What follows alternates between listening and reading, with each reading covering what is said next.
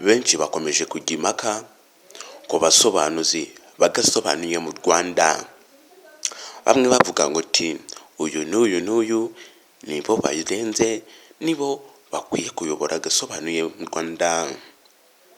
Njye urimo kumva ni Salomon Dos Santos cyangwa unyite Dream Boy loud and clear. Ushobora kuba nawe ufite ukundi ubyumva nk'uko imibare yabingaragarije muri komenti z'ubutaha. Nabonye benshi bakomeje kubiryaho impaka ngo Faye presentation Junior Giti Bidagureti ngo cyane Bidagureti ngo ararenze, n'abandi benshi nabo bakagaruka kuri Faye presentation, n'abandi bakagaruka kuri Rocky Kimomo.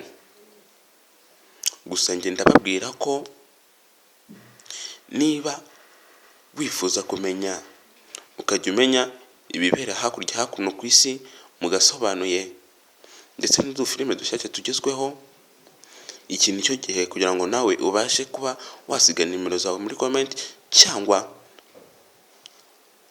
ukaba wabasha kujya kuri TikTok ugasacinga loud and clear, ubundi twakubeti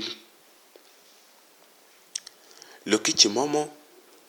Abenshi bazi ko ari we uyoboye agasobanuye mu Rwanda, kandi akaba ari we unagahagarariye ku cyicaro gikuru cy'agasobanuye films.com. Yego, ibi bintu bishobora kuba ari byo, ariko benshi ntabwo babyemera. Abantu twifanira Rocky Kimomo kandi akaba dushimisha.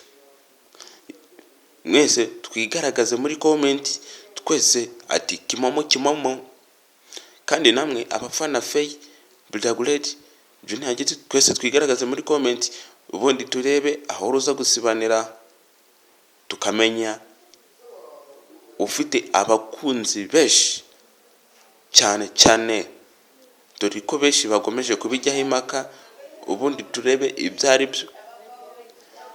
Abafana Faye presentation mwese mwigaragaze muri comment, n'abafana Rocky Kimomo, abafana Junior ndetse n'abandi mwese twigaragaze turebe. Ariko njye ndashidikanya ko Rocky Kimomo mutari budutsinde. Umusobanuzi ubica bigacika hakuno ku isi ni Rocky. Ciao.